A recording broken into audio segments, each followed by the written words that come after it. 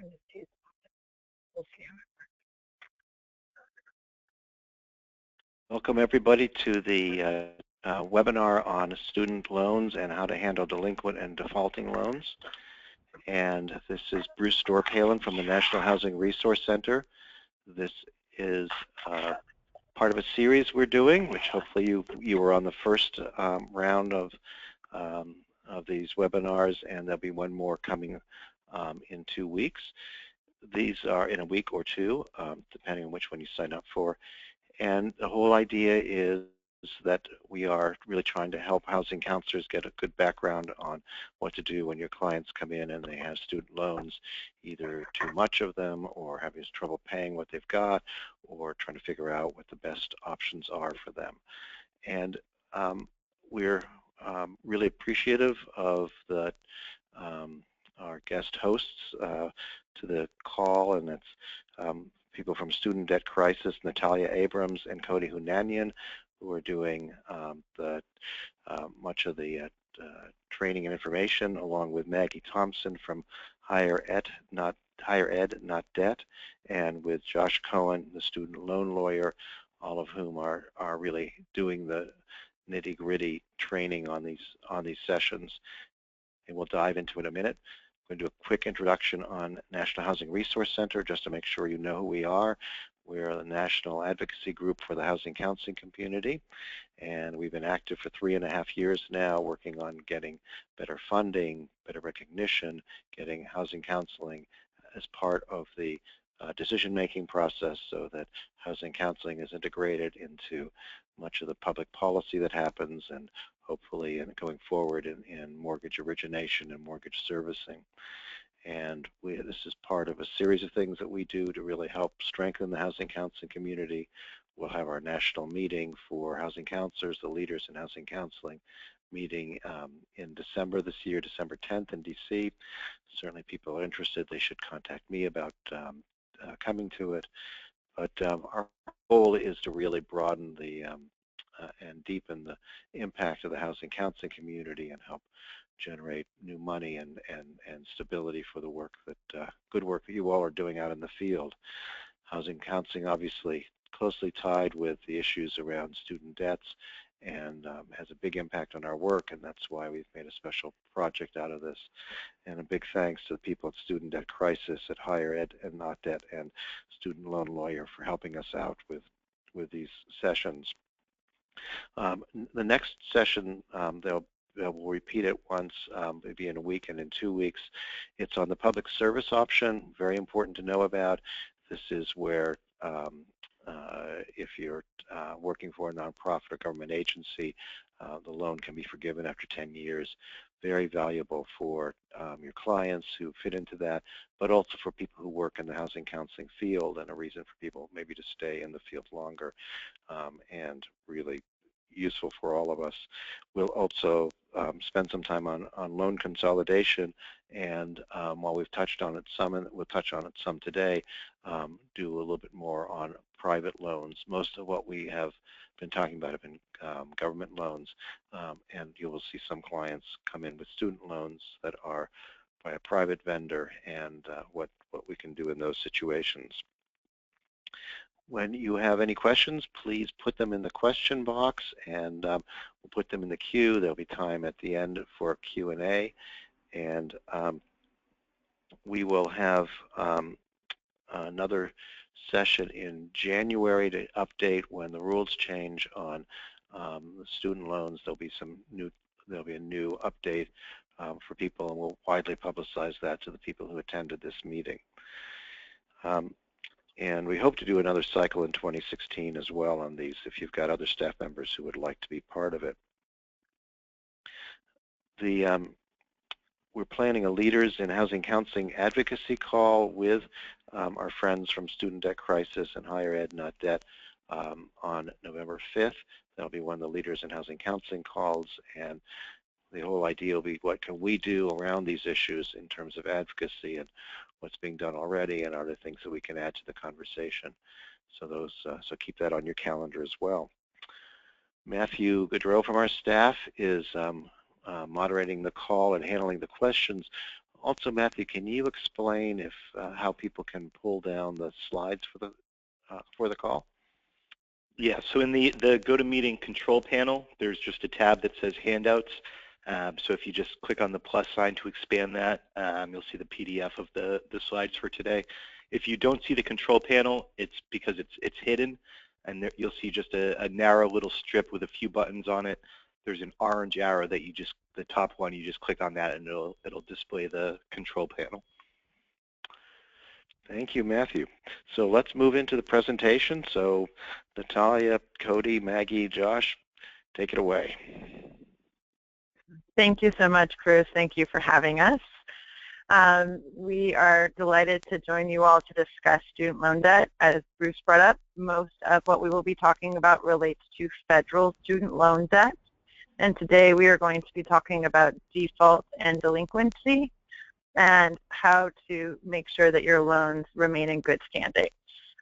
Let's first start with some introductions. My name is Natalia Abrams. I'm with Student Debt Crisis. And then we have Joshua Cohen with the student loan lawyer, and Maggie Thompson from Higher Ed Not Debt. Joshua, are you still on the line? I am. You want to tell us a little bit about yourself and your organization? Sure. My name is Joshua Cohen. I am the student loan lawyer. I've been doing this for nearly 8 years now, and by this I mean helping people with whatever student loan issue they have, whether it's getting them out of default like we'll be talking about today, or just getting them on a payment plan before they fall off the cliff.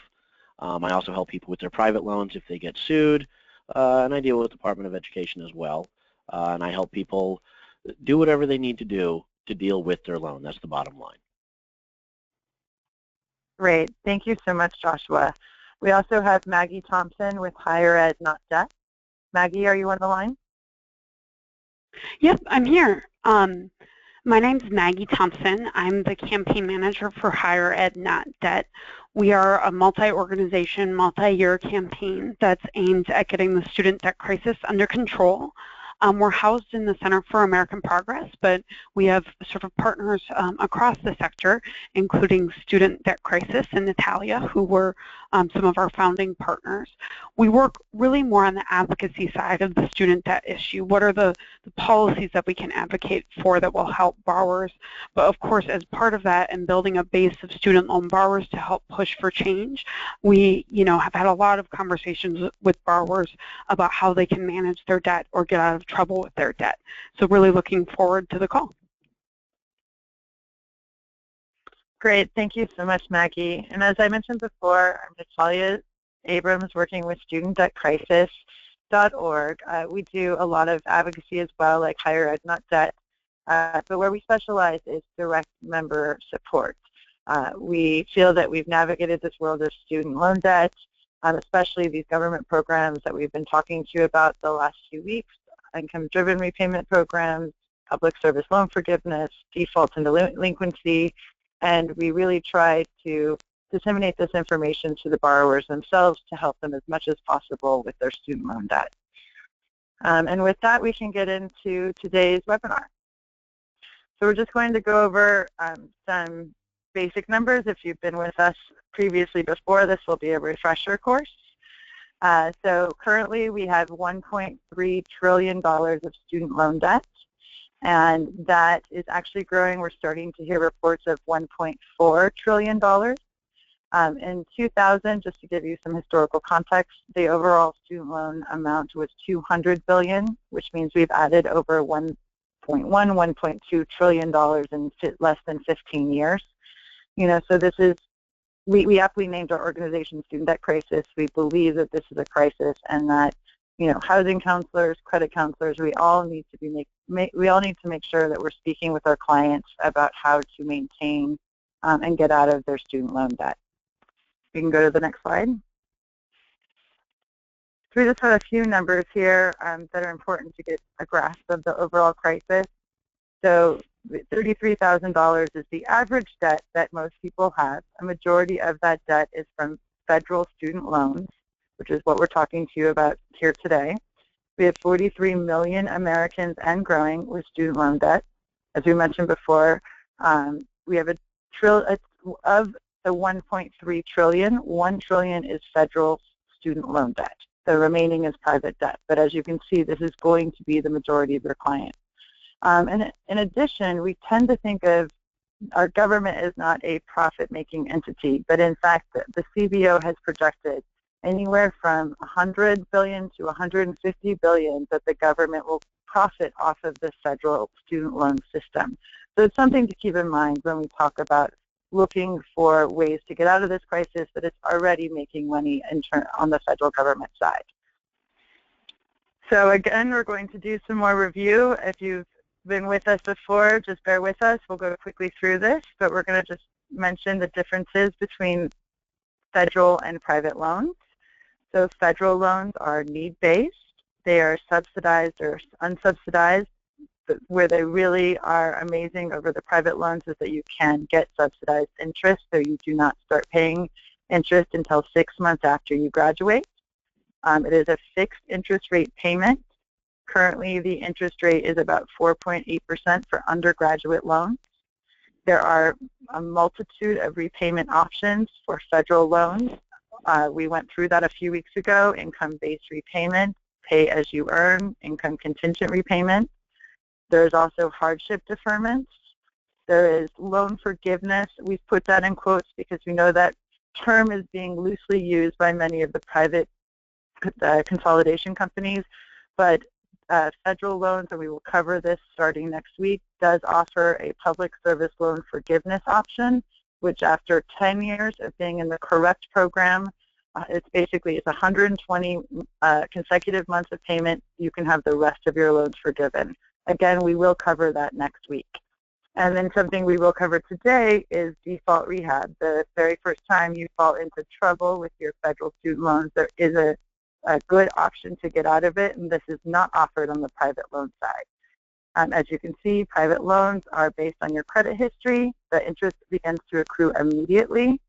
Many can be on variable interest programs. I'm working with a borrower today that's at 9.5% on their private student loans, which is quite a jump from what you can get with your federal student loan debt. There is no hardship deferment, and with default, there's only negotiation. There's no default rehab, as we're going to talk about today. So, as mentioned before, today we're going to talk about federal student loan default and what your options are if you can't or haven't paid back your student loans. And this is really important to housing counselors because you can't get a mortgage if your student loans are not in good standing. If your client is in default, one of the very first things you're going to need to do is get them into good standing, or first out of default, probably at that point into a repayment program. And those, again, are income-based repayments, pay-as-you-earn, before you can even consider taking on a mortgage. So with that, we're going to go to understanding defaults. And we're going to go through a bit of vocabulary. For you all, this should seem very commonplace. But what we're going to be talking about today is delinquency, default, deferment, and forbearance, and wage garnishment. So with delinquency, important to note this only applies to federal loans. The loans are delinquent until the borrower makes up their missed payments, either through deferment or forbearance. If they're unable to make their payments, then they need to contact their loan servicer, or they'll be contacting you, and then you and your client can decide how best to contact the loan servicer. Then default, the thing we want to avoid most with any student loan borrower. This occurs after 270 days of missed payment. Important to note, technically for private loans, you are technically in default after being 1 day past due. We can move on to deferment, which is where you postpone your loans. For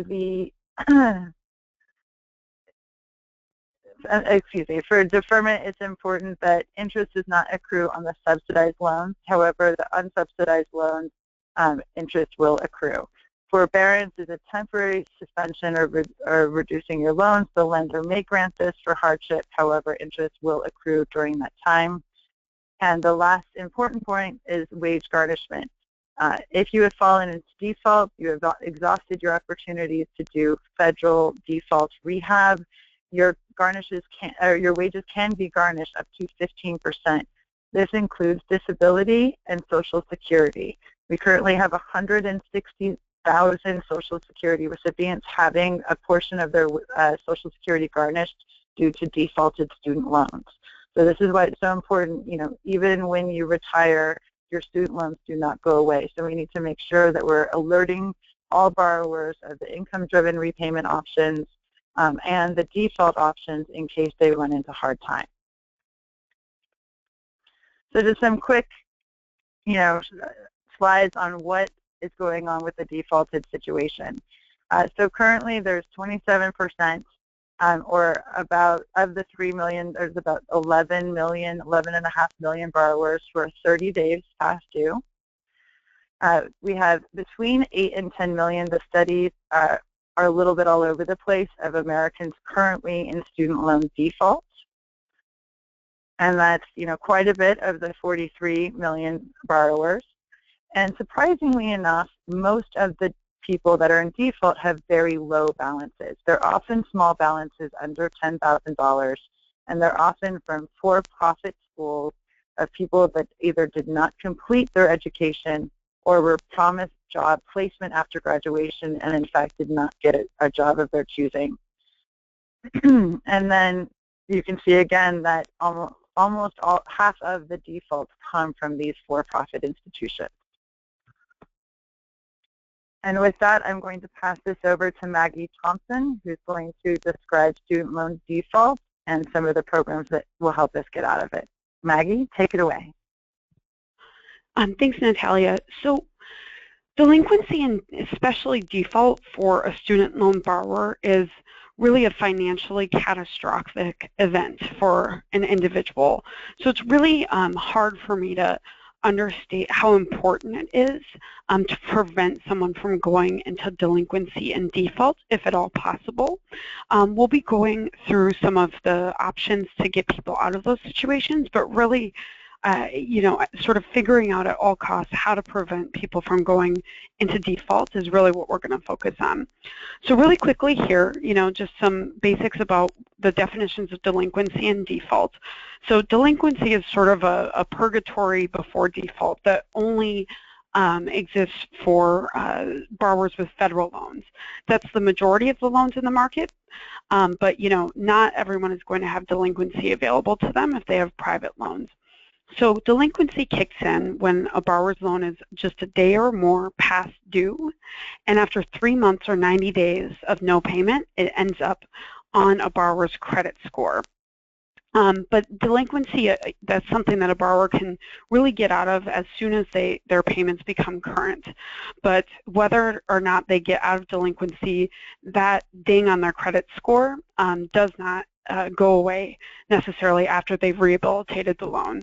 And another thing that we've seen is that delinquency also comes with late fees that can really stack up on top of the accruing interest. So delinquency is not quite the catastrophe of default, but it's definitely to be avoided. Default happens after 9 months or 270 days for federal loans, or for private loans, and this is one of the reasons that private loans can be really dangerous. When you're 1 day past due, for many of these loans, you automatically go into default, and there's a charge-off after 120 days.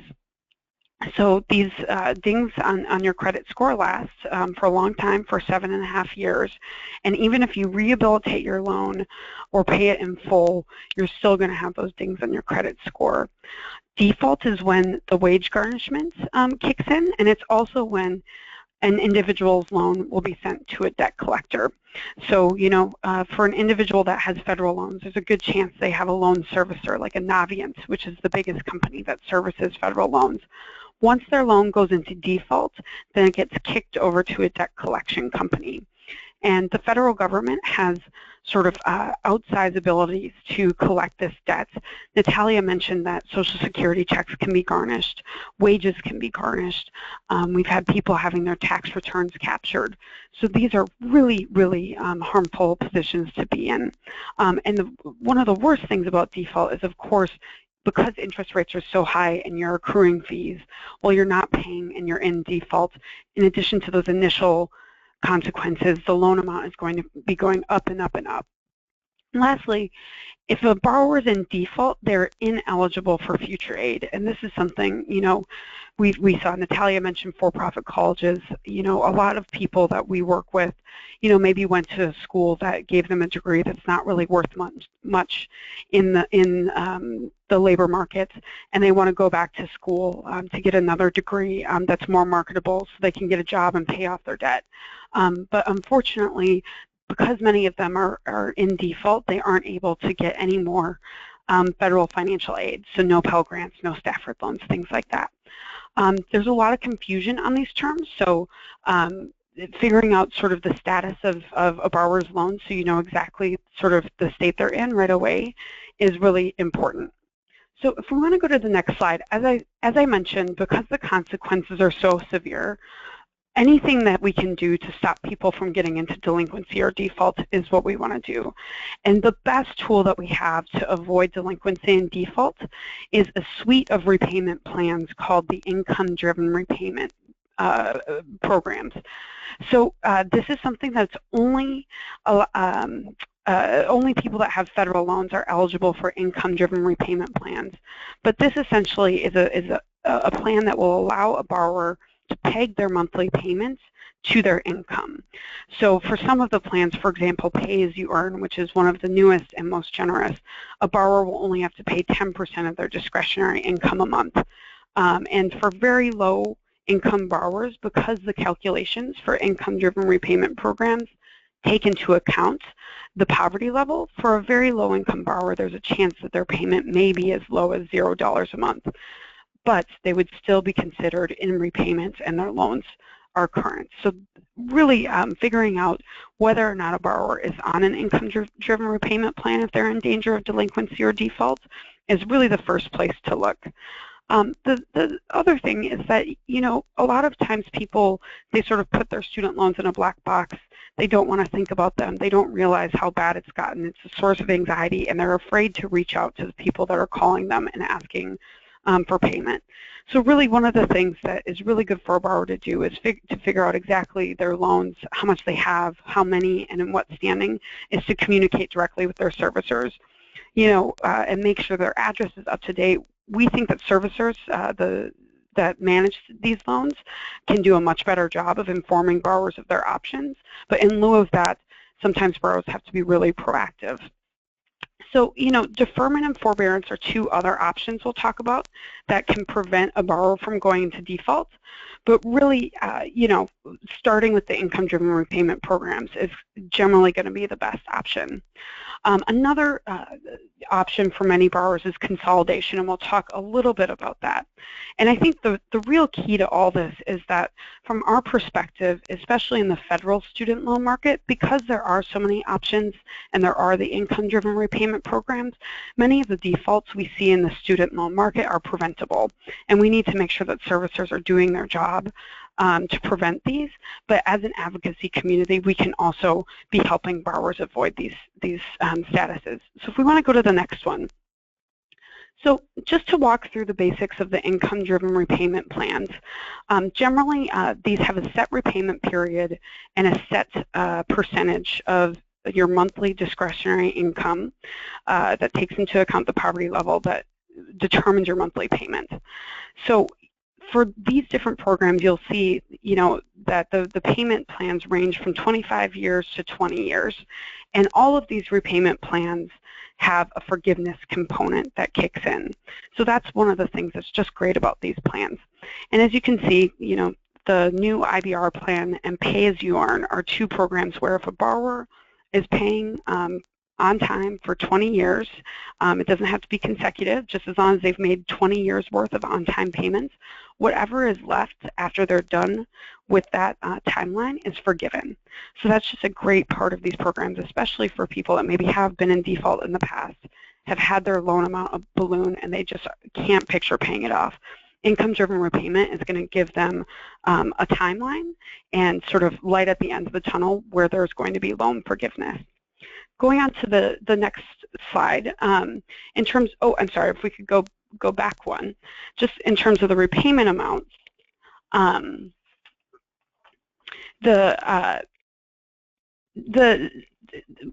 basically, like I said, the amount of income that you have, a percentage of that is going to be what determines your monthly payment.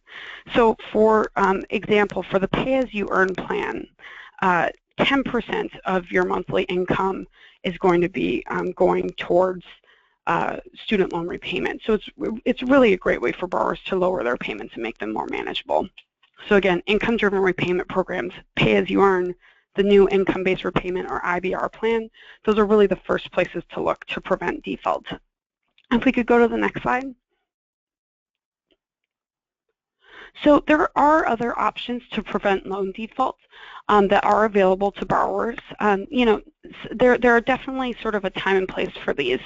The first option is deferment. So deferment is something that you'll typically see, you know, when people go back to school. You know, somebody has a lot of undergrad loans, they go back to graduate school, and they put their loans in deferment. So deferment is a good option for people that have subsidized federal loans. So a subsidized Stafford loan, for example, is a type of subsidized federal loan. And for those people, deferment just stops the clock on their loan repayment, and it also importantly stops the interest clock.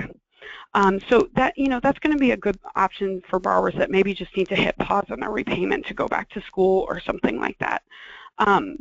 But if a borrower does not have subsidized federal loans, deferment, just like forbearance, the next option we'll talk about, these are not necessarily the best options for borrowers because the interest clock keeps going. So for people that don't have those subsidized loans, for if you have an unsubsidized Stafford loan, for example, if you go into deferment, your interest clock will keep going. Interest on that loan will keep accruing.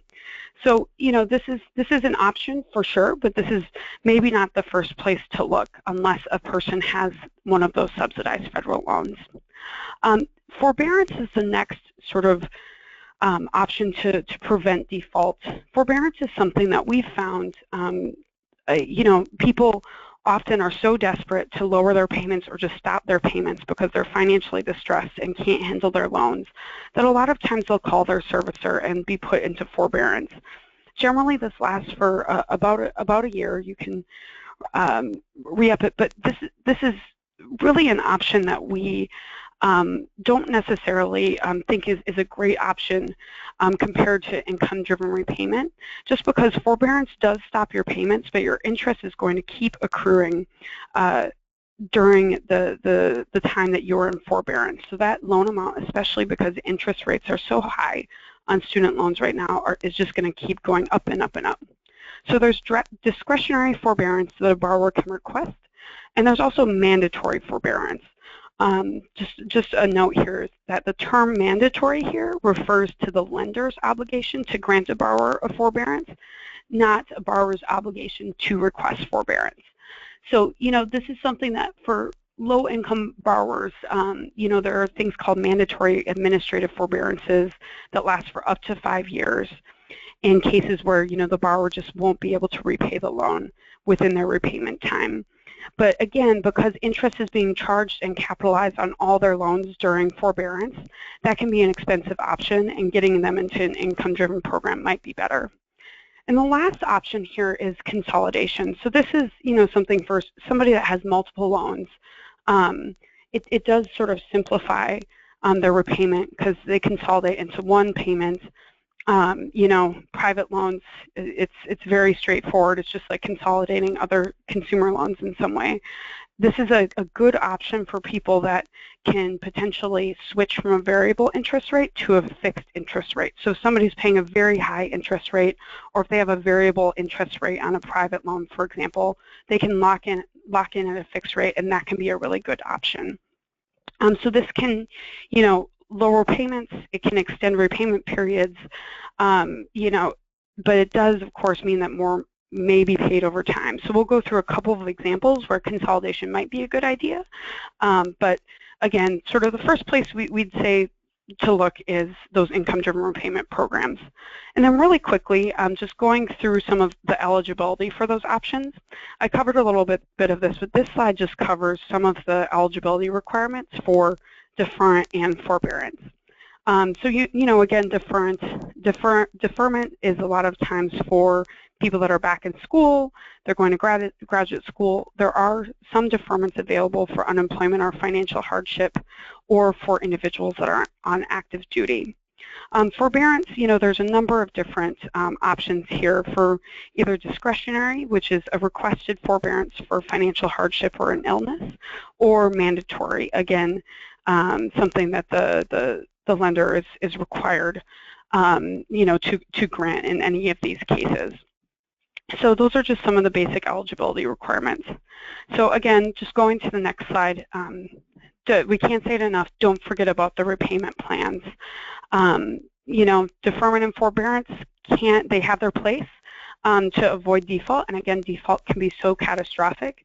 You know, it might be a good option, but really figuring out a way to get a borrower enrolled in some of these repayment plans, these income-driven repayment plans, is going to be the first place to go. So, you know, I've talked about default as a financial catastrophe, but just really quickly to outline some of the consequences of default, because I think people don't realize sometimes how harsh the student loan market can be for borrowers, especially those that are in default. So one of the things that we've seen is that for some borrowers, once you enter default, and this is something that happens in the private loan market, is that the lender can demand the entire loan amount due in full immediately, and a borrower can be sued for the payment of the loan. Again, I mentioned this, but if somebody is in default and they want to go back to school to get a degree to help, you know, maybe get another job, they're ineligible for financial aid. So getting out of default so they can go back to school is going to be really important. You know, of course, you know, we talked about if you're in default, that's sent to the collection, you're sent to a collection agency. You know, we've done a lot of work to sort of, as advocates, rein in and ask the department to rein in some of the more aggressive practices of these debt collection agencies. But, you know, we hear stories of borrowers being harassed. So, you know, having your loan moved over to some of these debt collectors is generally not a good option for borrowers. And then Natalia mentioned this, you know, you can have your wages or your Social Security garnished. In some states, you can lose your driver's license or your professional license. And then, you know, collections and really do add up. This is, you know, up to 40% of the total loan amount. That's, you know, a lot of people wonder about, you know, people that have, you know, $70,000, $80,000 in student loan debt, but they didn't start out with that. You know, they maybe started out with 35. And, you know, those fees and the high interest just accrue so quickly on these loans. Borrowers often get into trouble because it sort of spirals out of control. And again, if you are defaulted, you know, you're reported to credit bureaus for 7 years. So if you want to buy a home in the future, that's going to impact you. And you know, a lot of you may be ineligible for some jobs. You know, the armed forces, law enforcement, public service careers. We have a young man that we work with who wanted to be a police officer, but despite acing the test was not able to be hired because he had defaulted on his loans years before, and they you know, considered him a bribery risk. So there are definitely consequences in the employment market for default. And then just going to the next slide, just so you can see what states have laws that allow driver's licenses or professional licenses to be taken away if you're in default of student loans. There are 21 states where this is possible. It used to be 22. Montana just repealed this thanks to the work of some great partners we work with. So just that's something to look at there, so you'll know if you're in a state where you should be warning borrowers about that possibility if they are in default. So then just to wrap up, and then Josh is going to take us through just some of the examples of how to get out of default. To add some color to the types of things we talked about are two examples that are very typical of what we hear from borrowers. So you see John, you know, he borrowed almost $40,000 to pay for his education, but defaulted on all his loans due to medical problems. After rehabilitating those loans, entered repayment. He's paying on time, but he's now paid more than $54,200, but still owes $25,000. So again, those fees and interest can just stack up and stack up. By the time he's paid off the debt in full, he will have paid more than $100,000. If he hadn't defaulted on the debt, his total payments on a 10-year term would have been $54,500. So this is a very typical example of how much you pay over the life of a loan can almost double due to the consequences of default. And then just one more, Richard's story. So Richard is a graduate student who had private student loans, works 30 hours a week, but accumulated large credit card debt. He filed for bankruptcy on his credit card debt because he wasn't able to afford the monthly payments. But because he had private student loans and there aren't many consumer protections for those, and he had a universal default clause in his private student loans, when he filed for bankruptcy on his credit card, he was automatically considered in default on his private student loans, even though he had been paying them on time. The lender demanded that his loan be due in full, even though he was still in school and making payments. So now he's working full-time to deal with his debt, and really this is impacting every part of his life. Again, especially in the private student loan market, something that we see a lot of. So that's all about default. I hope that we've really impressed upon everyone the need to keep people out of default, and also to explore income-driven repayment programs as a way to do that, and then deferment, forbearance, and consolidation as additional options. But if you do have a client that's in default or delinquent, Josh is going to walk through sort of how they can get out of that. But I don't know if, Bruce, we want to pause for a couple questions first. Good. Do we have some questions in the queue, Matthew? Yeah, we have just a few. I'll run through. It should go pretty quickly. Someone asked whether, when you're in deferment, whether you can make payments on either the principal and or the interest. Josh, The we'll defer to you on this one. Yeah. Can you make payment? Yes. However, you cannot direct it to principal. The Higher Education Act dictates how payments are applied, and it will always goes towards interest first. So unless you're going to pay the full monthly accrued interest, you're not going to get anywhere, and it may not make sense to make those payments. Okay. Someone asked whether the income-driven repayment options are available in Puerto Rico. Yeah, should be. Yeah, anywhere that has federal student loans. Great. Someone asked with the income-driven plans, when the amount is forgiven, whether that's taxable, the forgiven loan amount. As it stands now, yes, it will be taxed as income. There are different pieces of legislation out there that might change that once we see the first recipients come online. But if you are counseling somebody, yes, as of now. And then, Josh, you've mentioned before that if you're already insolvent, it's not something necessarily to worry about. However, we are not tax professionals. Yeah, what Natalia said. Great. Natalia, someone asked if you could there were a few questions actually about the, you had mentioned the garnishment for Social Security recipients. Someone asked if you could just repeat that number of Social Security recipients who are in garnishment. Yes, 2012 numbers said that it was 156,000, which is why we average it at over 160,000 now in 2015. So definitely more than that are currently having at least 15% of their Social Security checks garnished due to defaulting on their student loan debt.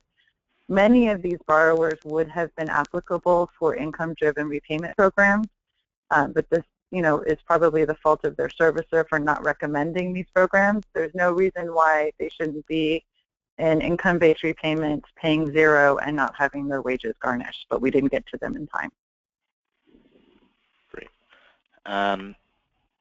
Someone asked, and maybe for you, Natalia, or for anyone else, if you had any thoughts on why there were so many defaults among Social Security recipients.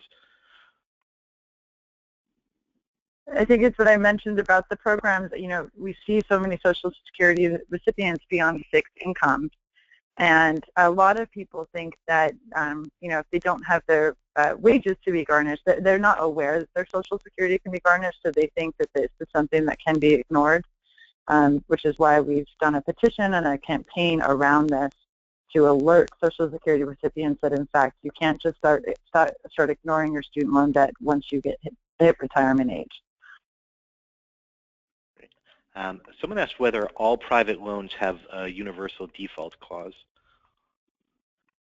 All of the ones that I've seen do. I've never seen one that doesn't. Okay. And on the 21 states that on the slide Maggie showed where your license or driver's or professional license can be revoked or denied, does the loan have to be originated in the state, or does that matter? I believe it follows the borrower, but and where they are trying to get licensed. But Josh, do you know for sure? I don't know how it applies for driver's licenses. I don't think it'll make a difference.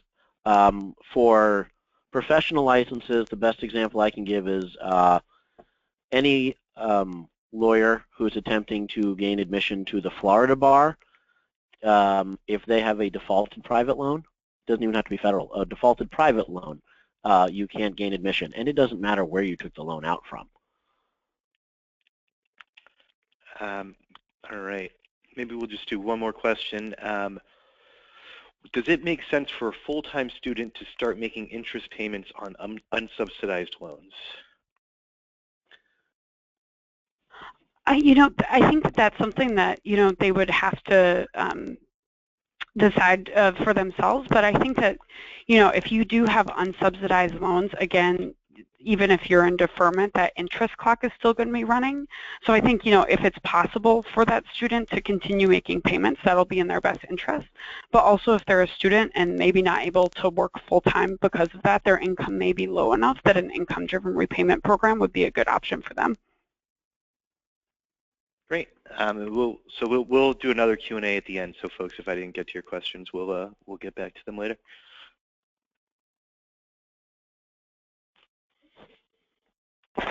Sounds great. And with that, we're going to have Josh Cohen lead us in our next section of how to get out of default and hit on a little bit of private student loan information. Joshua? All right, thank you. So let's go ahead and get out of default and get on to the next slide. We'll talk about what we can do. And so basically, to get out of default, there are a few different ways that we can do this. Number one, we can repay the loan in full, which, of course, if our clients can actually afford to repay the loan in full, they probably shouldn't be in default in the first place. They can consolidate and repay under a federal income-driven plan. And with this one, it's literally they fill out the consolidation application. Within 30 to 90 days, they are out of default, and they're on an income-driven plan, usually the income-based repayment, where most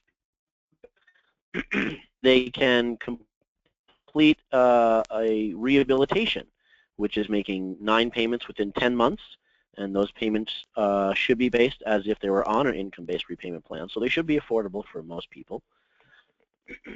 They could also consolidate after making 3 consecutive payments. This is if they're not going to be in an income-driven plan. For most of my clients, I always put them on the income-driven plan. This way, they can consolidate right away. If I want to switch plans, I can always do that after they're consolidating. The point is, do we want to be making payments to the debt collector first before we consolidate?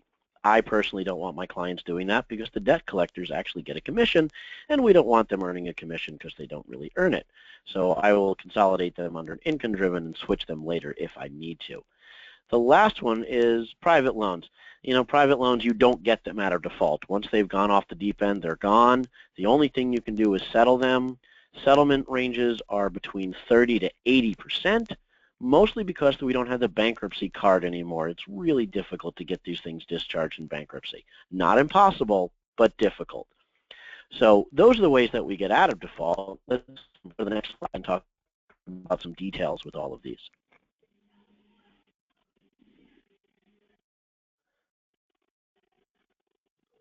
So what you want to do is, the first thing to do is speak to the loan holder if it's either the Department of Education or the guarantee agency. Most of the time, they'll kick you directly to the debt collector if they're in default. And if your client, if the borrower makes just 6 consecutive payments, that in itself qualifies them to take out more aid. They're still in default, their credit is still tanked, but at least if there's someone that's desperate to get back to school, they make those 6 payments and they can at least get some aid back. If the borrower can bring the delinquency under 270 days before a default claim is filed, they can avoid default. I will tell you that's very difficult. There are some agencies that are known for filing a default claim as soon as the loan goes into default, so it's hard to rescue. But there's no harm in trying to do that. You'd call the servicer immediately and say, hey, can we fix this? Put them on an income-based repayment plan and get a short deferment to back it out. That is a possible thing to do. If the loan can be consolidated before the default claim is filed, that can also help. Also, the guarantee agency and Department of Ed, they've got a lot of powerful debt collection tools, and they really want to get the borrower into a voluntary payment. And so, you always want to negotiate, and really where we go with this is the borrowers can do a loan rehabilitation, and again, rehabilitation in 9 payments within 10 months. It should be a reasonable and affordable payment because right now they base it on income-based payment, and so by doing the loan, loan rehabilitation, once they're on that plan, they can block a wage garnishment if it hasn't started.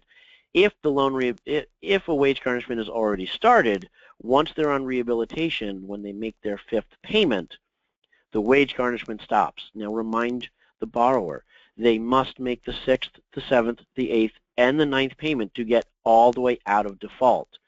If a borrower starts on rehabilitation, they make the 5th payment, the wage garnishment stops, and then they forget to finish rehabilitation, they can restart rehabilitation. The wage garnishment will probably start up again, and then when they make that 5th payment on the 2nd go-round, the wage garnishment doesn't stop. So the point here is if the borrower starts the rehabilitation plan and they get to that 5th, they've got to stick with it, 6th, 7th, 8th, and 9th. If something's going on with their budget, they probably need someone to really look in detail at their budget.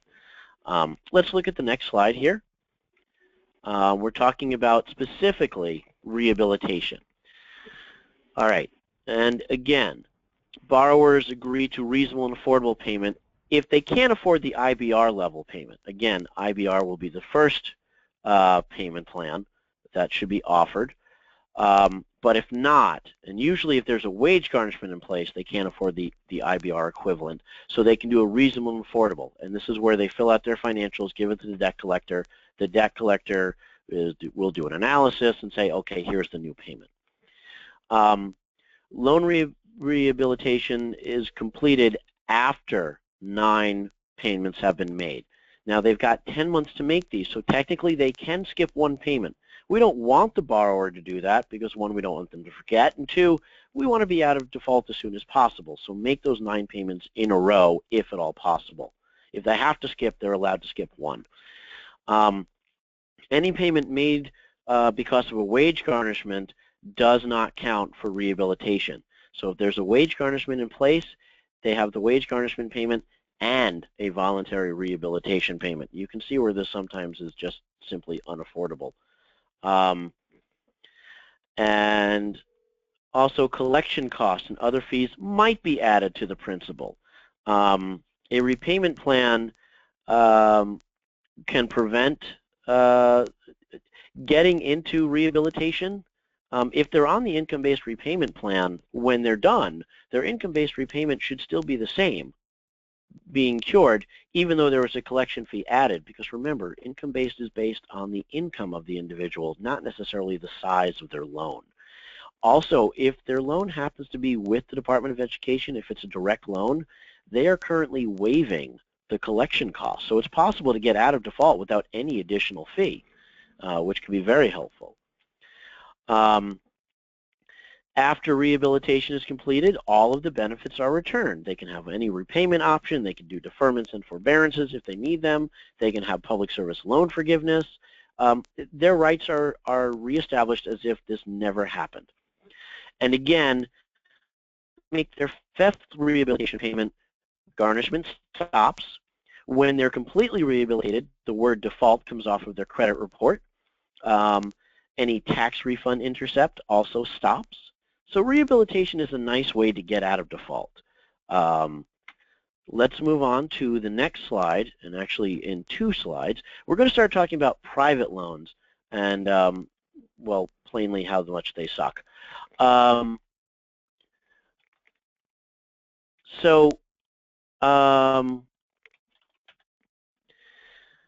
With private loans, the difference of private loans is, okay, first of all, a private loan defaults after you miss the first payment, period. There is no delinquency necessarily. They charge off after 120 days. Now, charge off is just like with a credit card. Once it charges off, it's an IRS requirement. The loan can't be rescued out of default. Prior to charge off, it can if the borrower pays all of the arrearage. But once it charges off, it's gone. This is very different than a federal loan where you can go 270 days, end up in default, and still bring the loan back.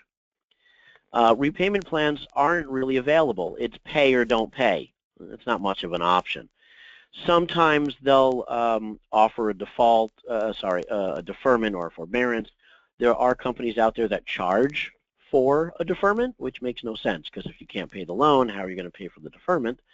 Some of them will offer a reduced interest rate for a limited amount of time. That's great if the borrower is going to be making more money afterwards, but if not, all it is just kicking the can down the road. And also the deferment and forbearance granted by a private lender, it's completely discretionary. They don't have to give you one, and there's no legal right if they deny you one. They do require documentation to support the request. The problem here is your client is showing their hand. And sometimes they'll look at it and again, there's nothing else you can do. The consequences of default. Well, here's the beautiful thing. It's a double-edged sword. The only thing that a private lender can do to enforce the debt is to sue. And if they sue and they win, they don't always win. If they win, then they might be able to do a wage garnishment. There are 4 states that don't allow a judicial wage garnishment: Texas, North Carolina, South Carolina, and Pennsylvania. How they collect on a judgment, I have no idea. But they are not allowed to garnish wages. There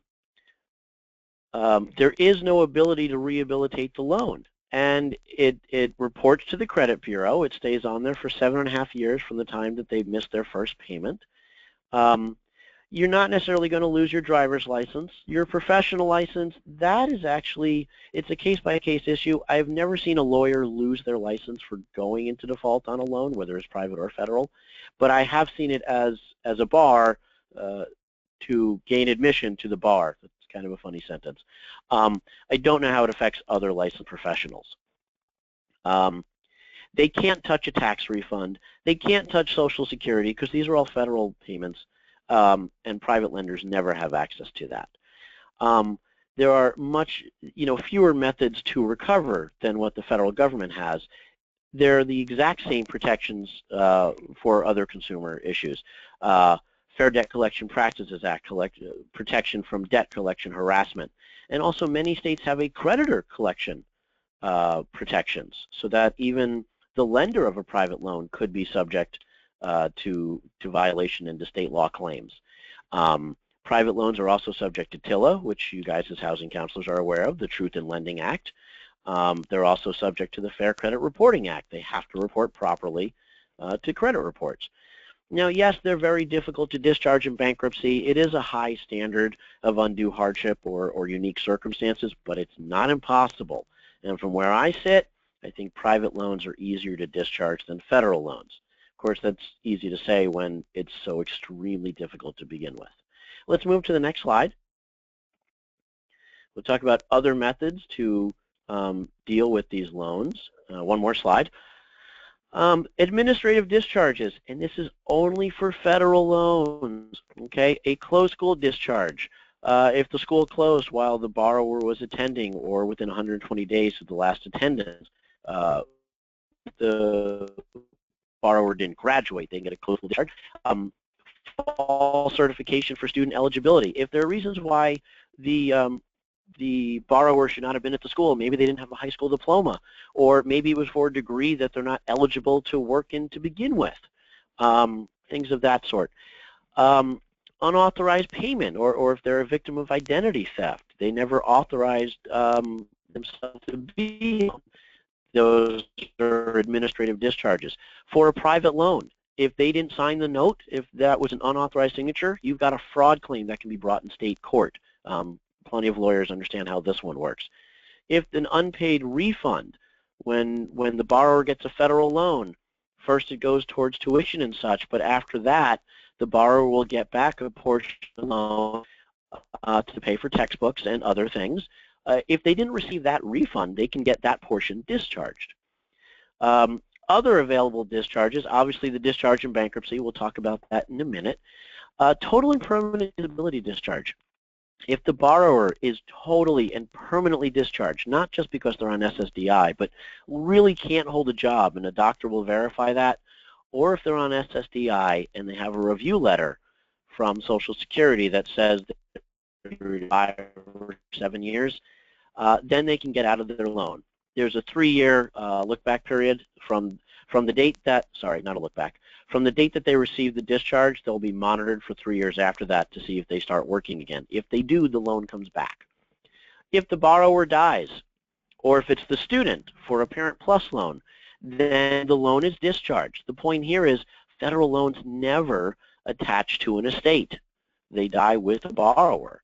Some private lenders are starting to offer a death discharge, but this is completely at their discretion. If they don't want to give it, they don't have to.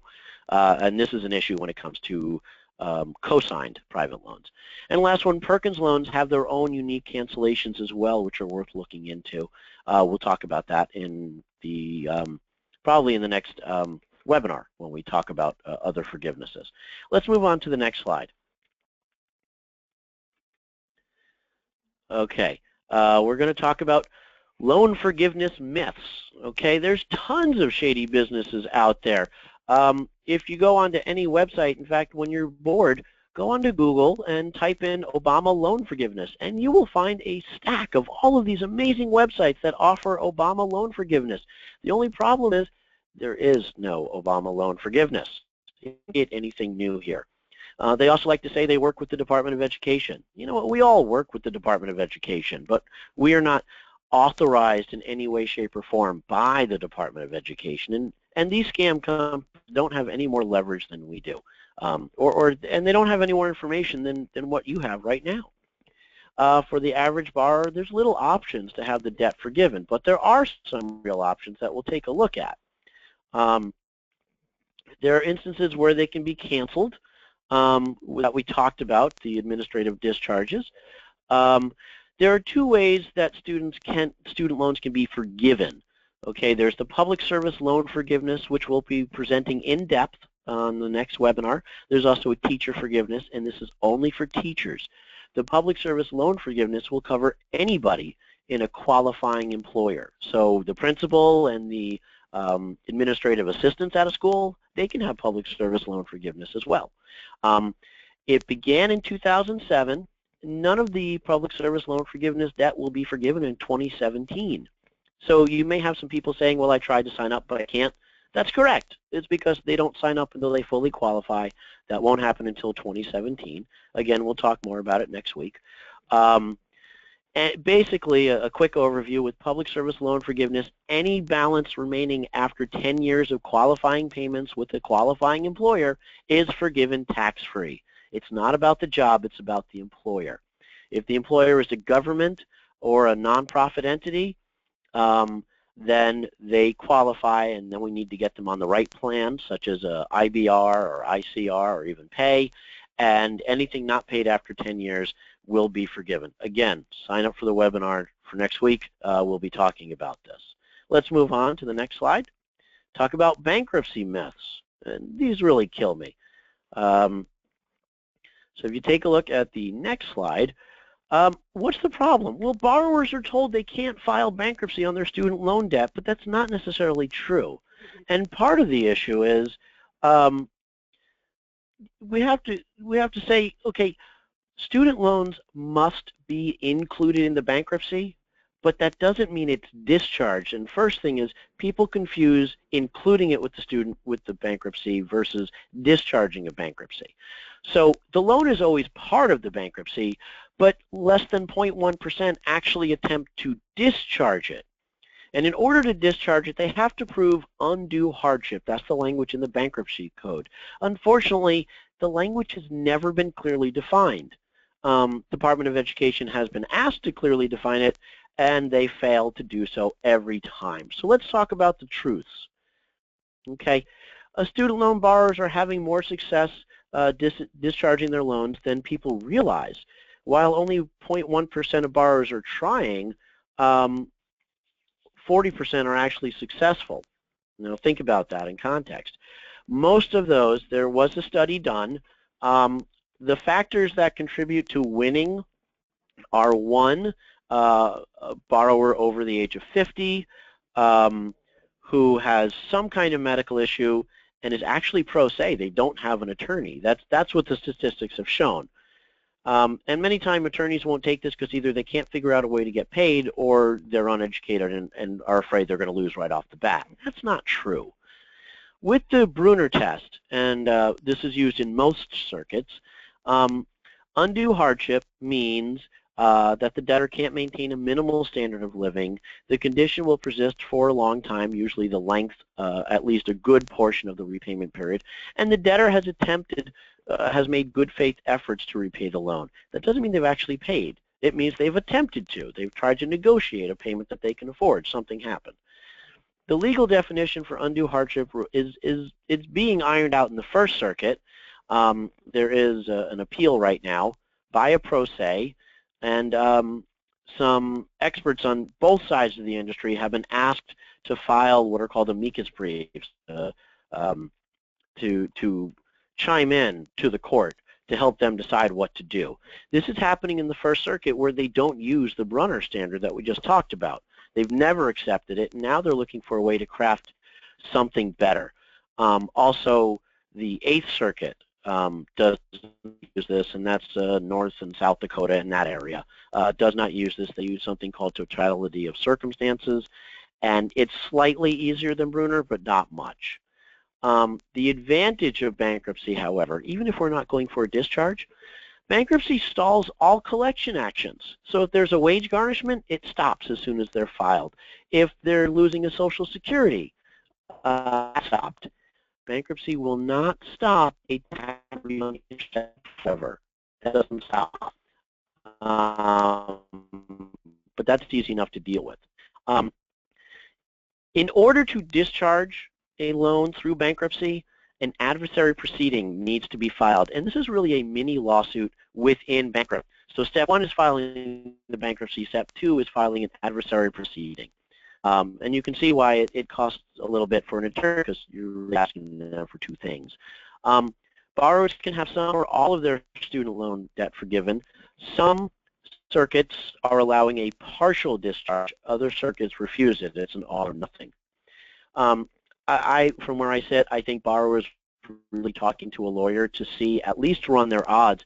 Even if they don't hire that attorney, you know, the attorney should be well educated enough to say, here are what I believe your odds are. And there are a lot of factors that go into this. First, we need to look at the uniqueness of the borrower's particular circumstances. We need to know the judge that they're in front of, or the judge's history and the circuit, and past cases in that particular area. But it's still worth talking to an attorney. Let's move on to the next slide. And I'm going to hand this over to Cody so he can give us more information.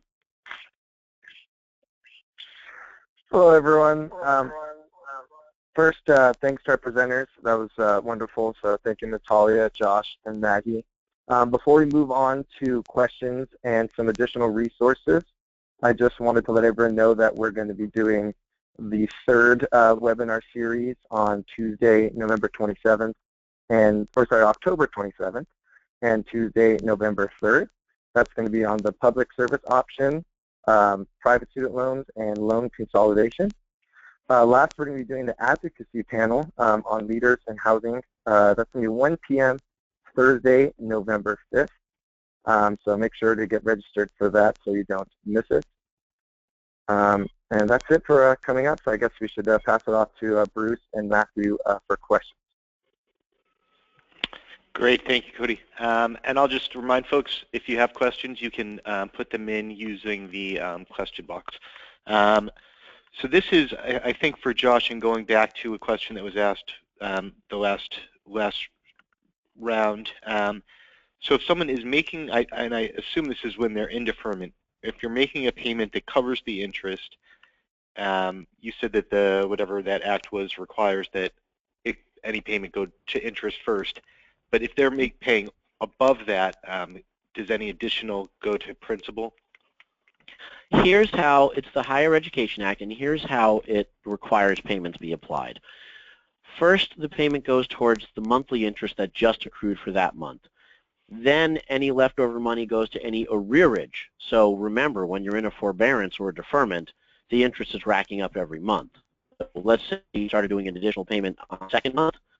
The payment would first go towards second month interest, it would go towards first month interest, and once that's paid down, then it goes towards principal. And honestly, if you're able to make that payment, you should be in a deferment in the first place. Great. I'll just mention, folks, a few people had asked about the advocacy call, and we will circulate a link so you can register for the November 5th advocacy call, and we'll include the links for the third session that's up there as well. When a loan is in deferment, if we could just go back over, interest does accrue while a loan is in deferment. Is that correct? Sorry, say that again, Bruce. Whether while a loan is in deferment, whether interest is accruing. Oh, got it. So interest will accrue in deferment for any type of loan except for subsidized federal loans. So the subsidy means essentially you can go into deferment without interest accruing. Great. There are a couple questions about Parent Plus loans. The first is whether the income-driven repayment options are available on Parent Plus loans. So for the Parent Plus loans, the income-driven repayment programs, for the most part, do not qualify for those programs, which is why, if you remember when we were talking about those programs, we stressed that, it's important to take out as much under the borrower themselves, the student themselves, before moving on to Parent Plus loans or to private loans. The interest rates are also higher with the Parent Plus loans. Right. Parent Plus loans. Parent Plus can have income contingent repayment. There's a little maneuvering that needs to be done. It needs to be part of a direct consolidation loan. Income contingent is the only one they can have, and it's still not that friendly. Okay. And then someone else asked if parents can get forgiveness of the Parent Plus loan if they've worked in the public service for a period of time.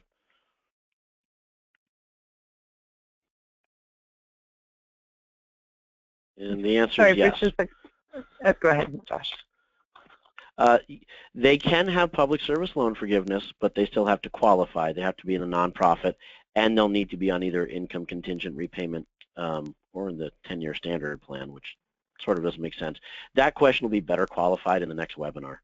I was going to say this person should definitely join us for one of the next two rounds. Oh, someone asked, it sounds like when they were a student, someone else had taken out a loan in their name, and they're trying to, they said they've gone to CFPB, they're just trying to get this sorted out. Do you have anyone have any suggestions for them? I guess that falls under the fraud that you were talking about, Josh? If it's a federal loan, contacting the Department of Education's ombudsman directly is the best place to go, partially because the CFPB loses jurisdiction when it's a federal loan. They'll do what they can, but they still defer to Department of Ed. If it's a private loan, then the person's a victim of identity theft, and a consumer attorney who is used to prosecuting fraud, what we like to do is set it up as a Fair Credit Reporting Act claim, because it's also on the credit report when it shouldn't be. So a consumer attorney would love to help with that if it's a private loan. Great. And I think you touched on this, but someone asked whether private loans are discharged by the death of the borrower. If the lender allows it, it's completely at the discretion of the lender. All right. Someone just asked if you could repeat the states that don't allow for judicial wage garnishment. Texas, North Carolina, South Carolina, and Pennsylvania. And then I think if you could also maybe just clarify on that, that's only for a private lender who gets a judgment against the borrower, can't garnish wages, but that does not apply to the federal government, correct? They can still do wage garnishment. That's exactly correct, because the federal loans are governed by federal law, which preempts or is above state law. So we're only talking about private lenders. If they end up suing and winning, they still can't garnish. All right.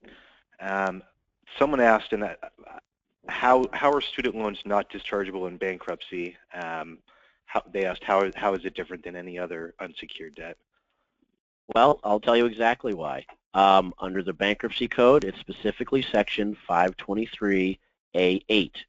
It says these particular kinds of loans, specifically student loans, are non-dischargeable, period, unless the borrower can demonstrate an undue hardship. But on an activist level, we completely agree with that questioner, and that's something that, as advocates for this issue, we often bring up. Is why are these loans treated as different loans? Taking away what the actual code states.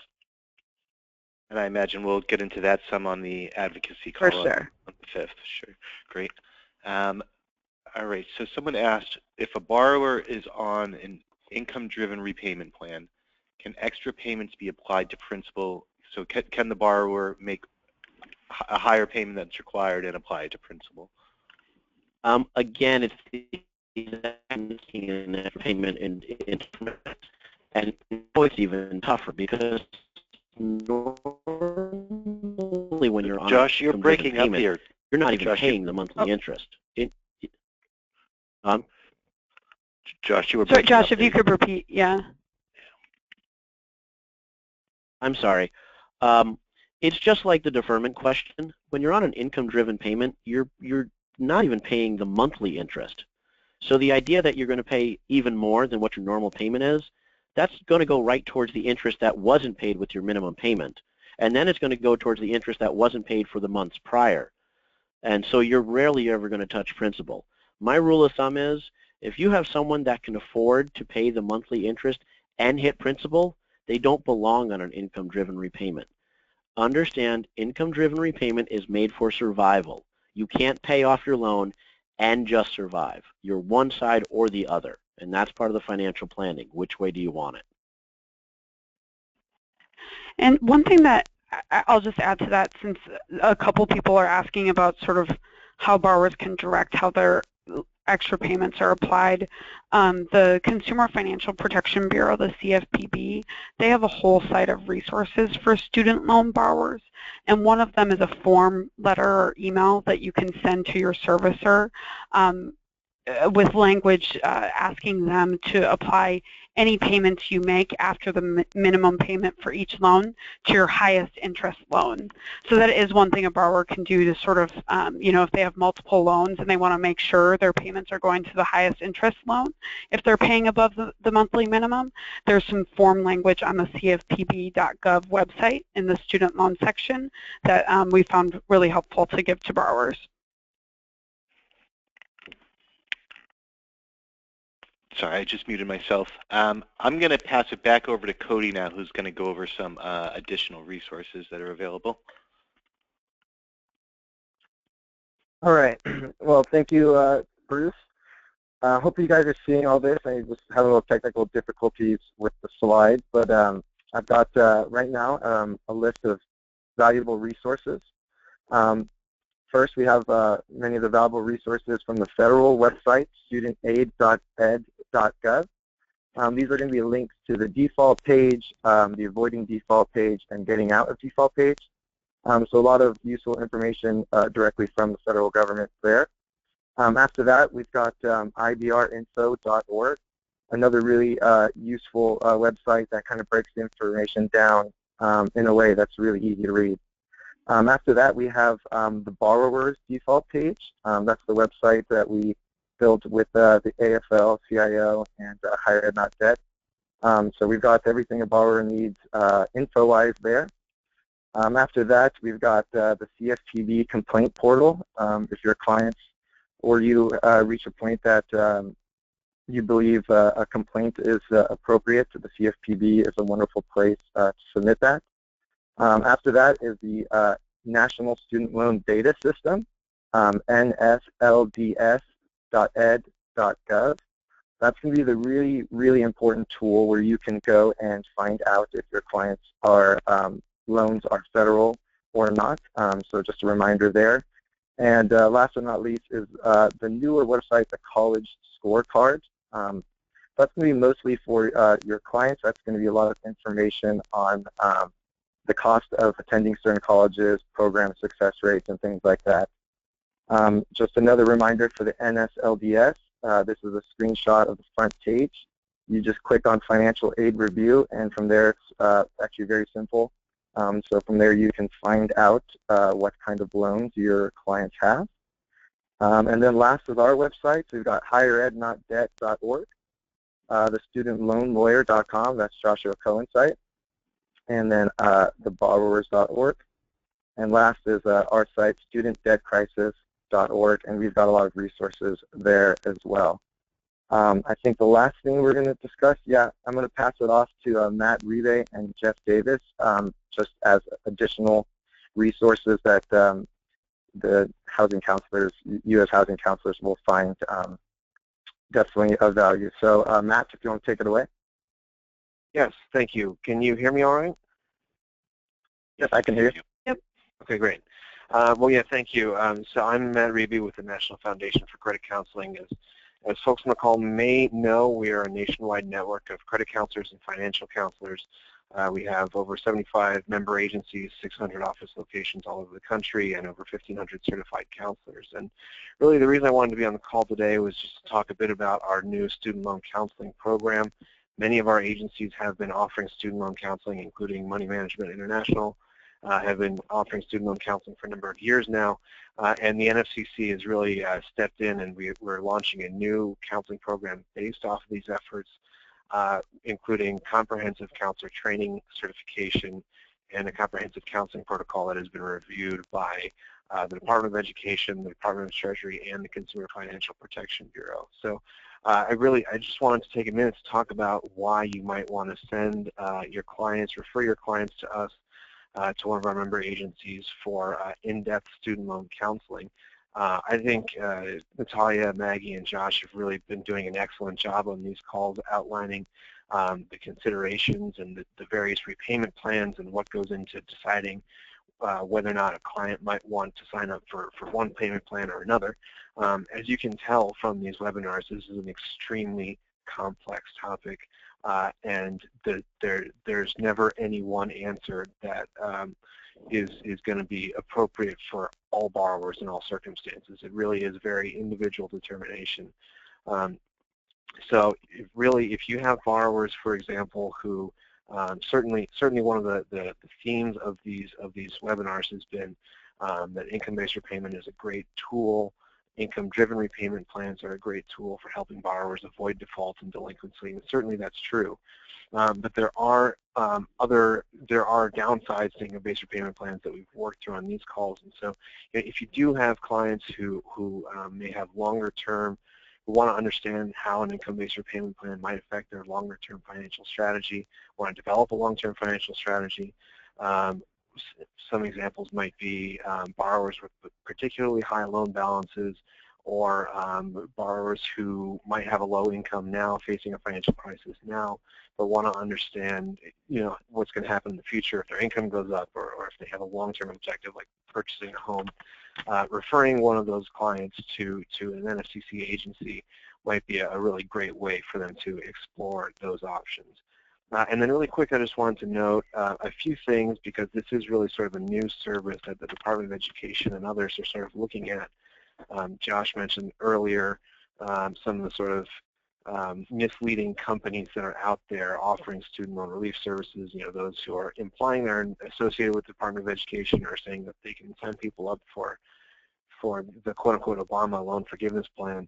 So the Department of Education is really looking closely at these types of companies, wants to be sure that anybody who's offering student loan counseling or student loan advisory services is on the up and up. So just a few things to consider.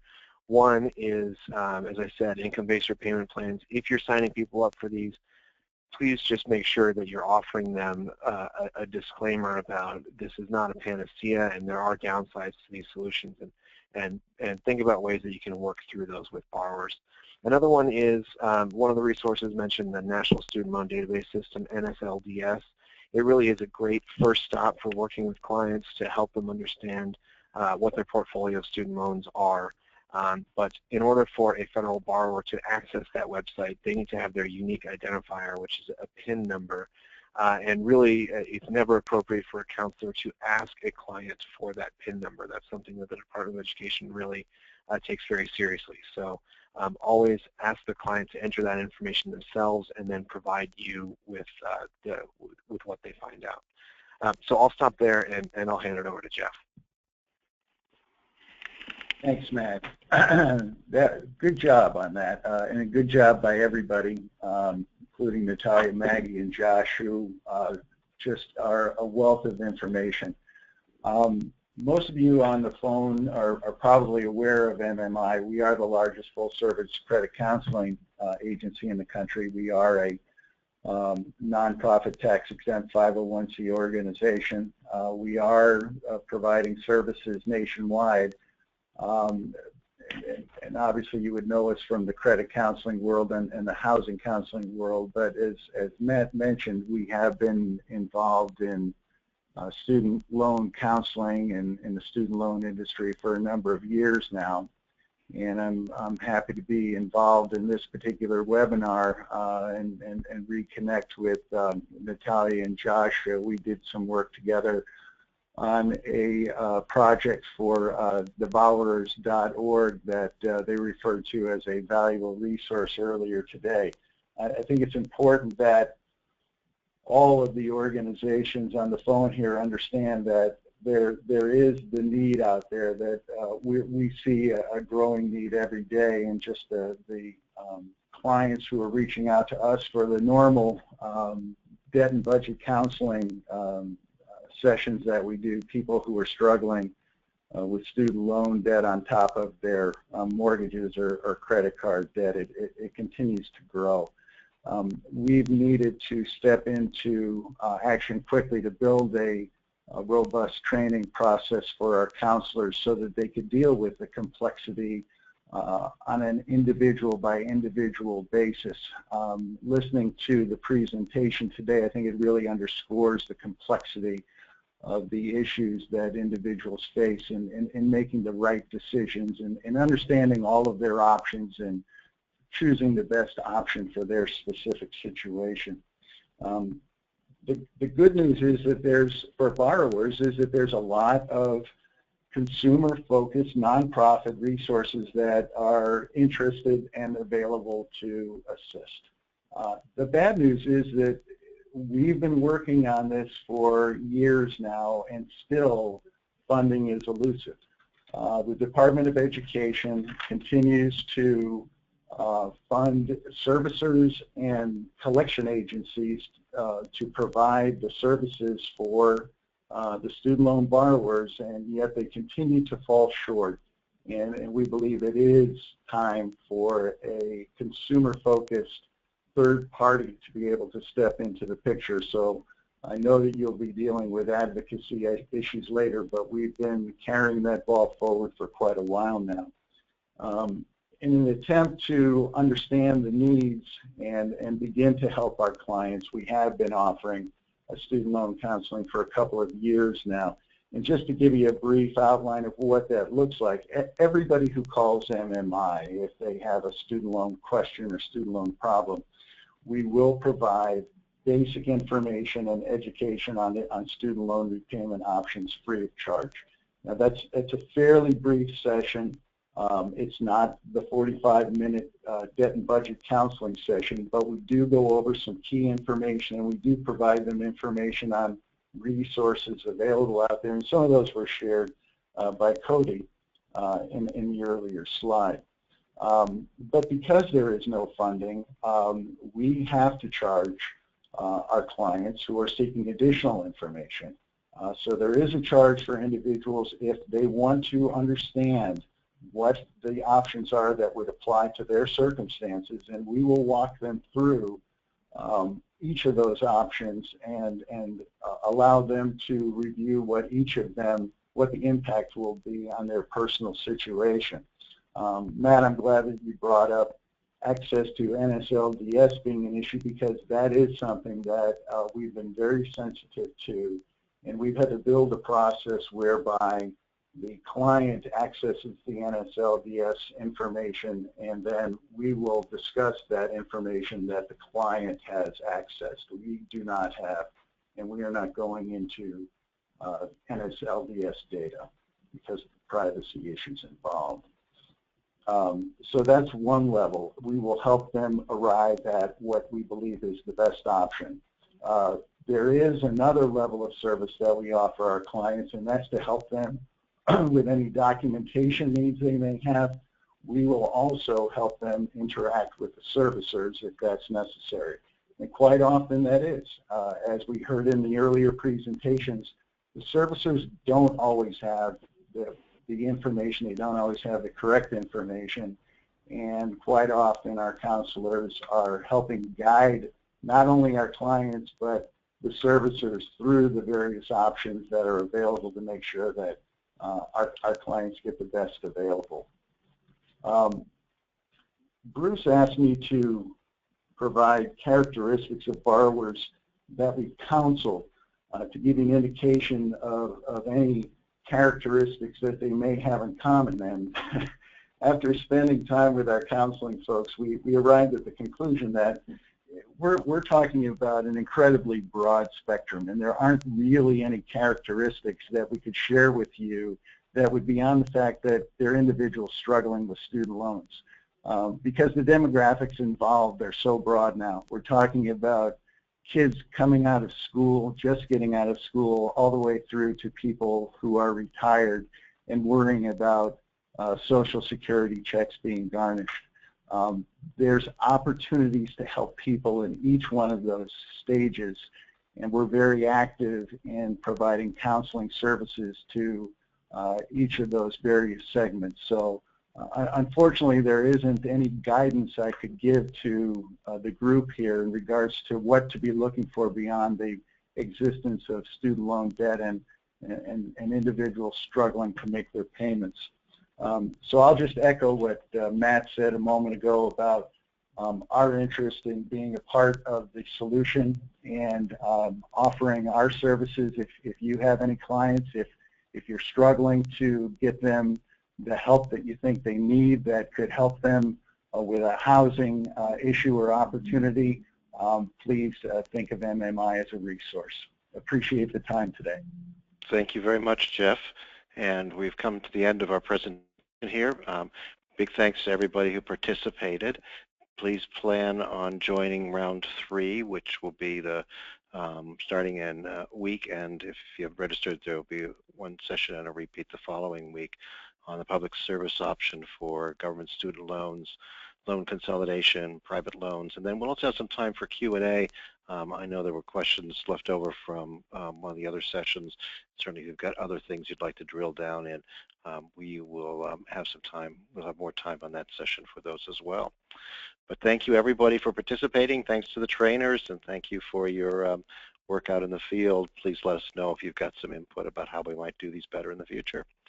But really glad that we've had strong participation in these, and we really appreciate your participation now. Thanks, Bruce. Thanks, everyone.